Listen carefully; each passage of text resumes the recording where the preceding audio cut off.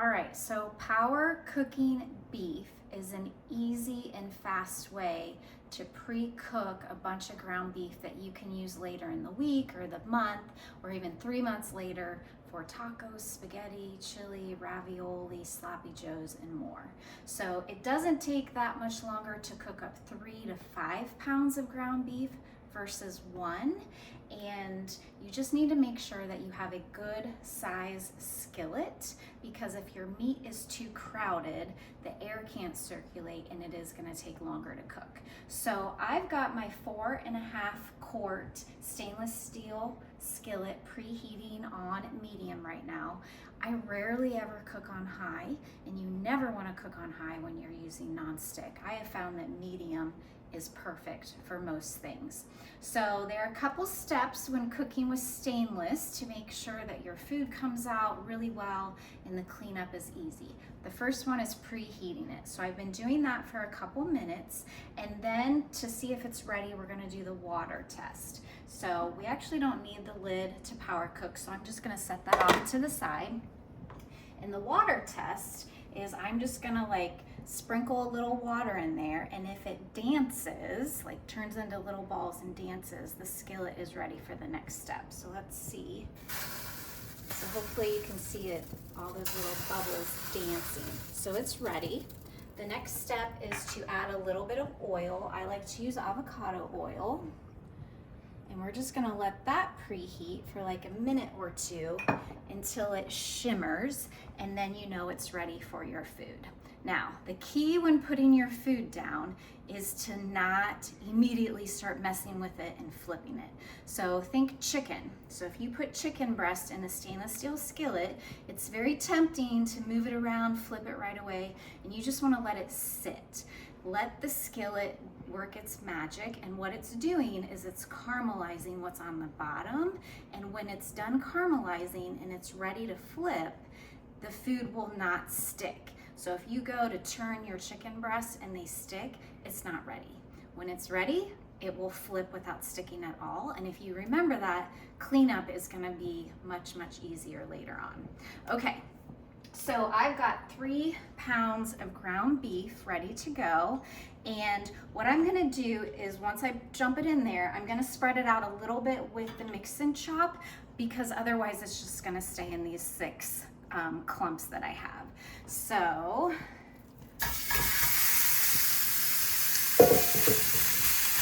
I'm not really moving what's on the bottom, trying not to. I'm just spreading it out a little bit. Like that. And you can see even on medium heat how much steam and sizzling it's causing. So medium heat really is nice. Okay, so while it's doing its thing, let me show you what I've got ready to go over here. So once it's done cooking, I'm gonna transfer everything over here, and I've got it ready. So I've got my stainless steel colander. This is the medium size. And I'm going to use this to drain the fat that's in there right into the bowl. I've got my multi-purpose mat here to place the skillet on, and then I have 3 bags ready to go in bag holders. If you don't have bag holders, you can easily just flip the very top of the bag inside out and have it stand on its own like that, and that keeps the seal clean. But if you do have bag holders from freezer meal workshops and stuff, those are handy. And they do extend up for gallon size bags. But since I've got 3 pounds of ground beef, I want to divide it into 3-pound portions, because most recipes like lasagna, chili, tacos, it calls for 1 pound. Now, if you are cooking for only 1 or 2 people, you can easily take that 3 pounds and divide it out into 6 bags, knowing that you're gonna cut your recipes in half.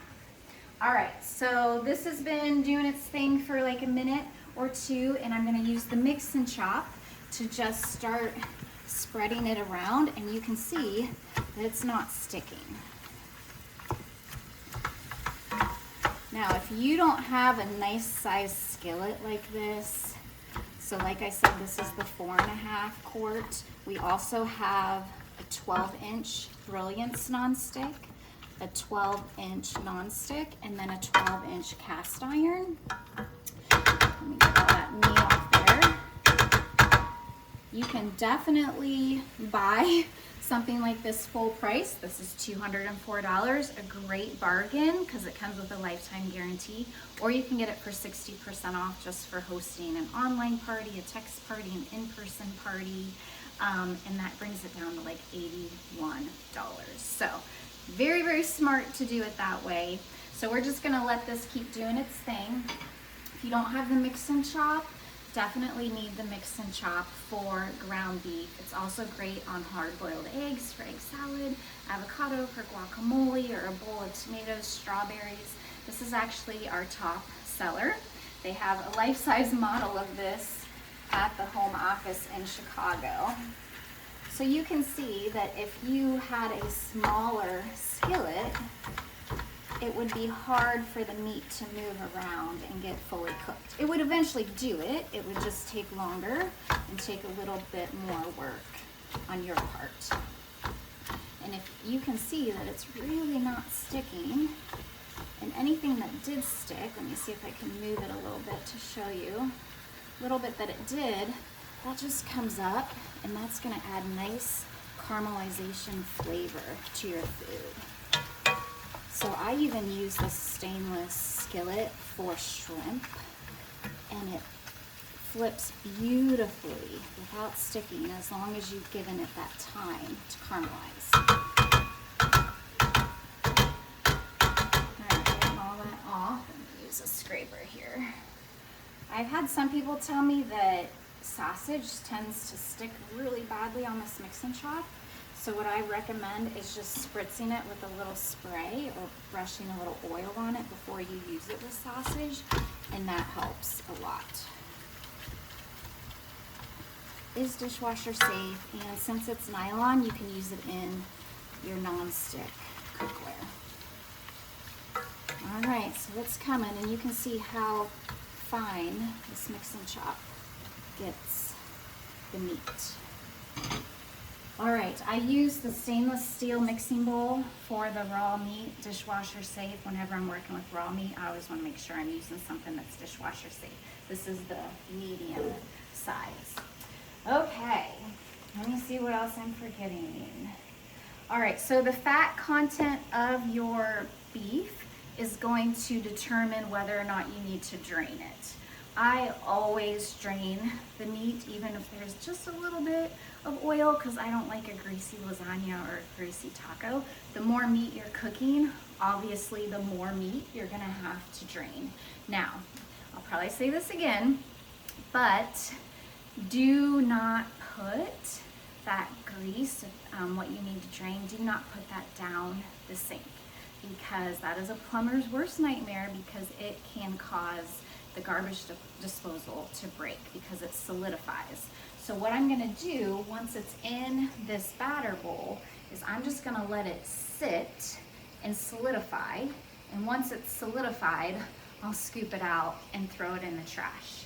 So like my family knows if they see this random bowl with fat in it, just to let it sit, don't clean that up, just leave it there. Some people will also pour it into, cans if they've got cans in their recycling garbage bowl or whatever. They'll pour it into the cans and then set it in the trash and let it solidify in that. So you can tell this is really going to need drained. There's quite a bit of grease there, but it's coming along nicely. I know some people will use like paper towels to soak up all the grease. That would work with like 1 pound of ground beef, but when you're working with this amount of beef and there's this much drainage, it's better to just use a colander and drain it out. Okay, we're almost there, and I'm just running my mix and scraper across the bottom to get all that flavor up. Now, if you have a gas stove like I do, these handles will get hot because the flame is so hot. An electric stove, not so much. All right, so I like to use these micro grips. You can obviously use oven mitts or oven gloves. Okay, I think that's good. You just want to make sure there's no pink. And you can see how small all the ground beef is from the mix and chop. Beautiful. All right, turning the heat off. Let me grab my other one. I'm going to take it over to the island just because there's more room to work over there. Nice. All right, and then what I'm going to do is just scoop it in the colander, and the drippings you can see are starting to drip down. Might not be able to see it because of the steam, but there's no reason to add that extra grease to your food. And again, the more beef you're cooking, the more grease it's gonna have. This beef was 80-20, so it's gonna have a little bit more. You can actually hear it.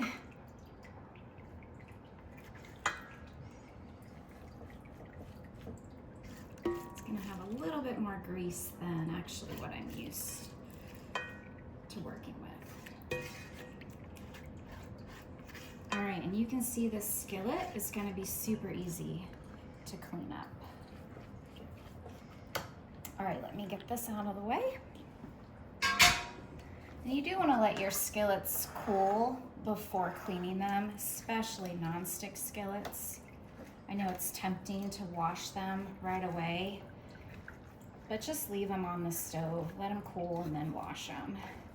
Usually my nonstick skillet for breakfast usually just stays on the stove until lunch.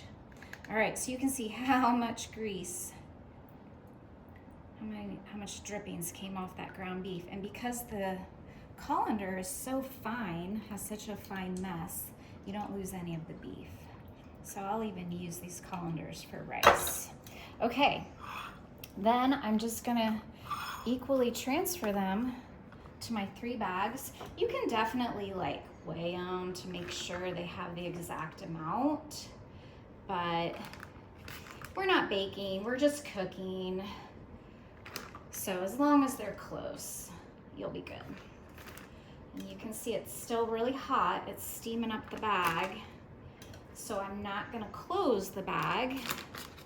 I'm gonna let it cool. I'm gonna leave the bag open and let it completely cool before I close them up. Now, if you know that all of this meat, let's say, is gonna be used for tacos, you know, soft tacos one week, and then the next week for taco salads, then the next week for enchiladas. You can season the meat at this point and just knead the seasoning in, and then you've got another step done for your recipe. All right, so I'll take these off. I'm just gonna let them cool open.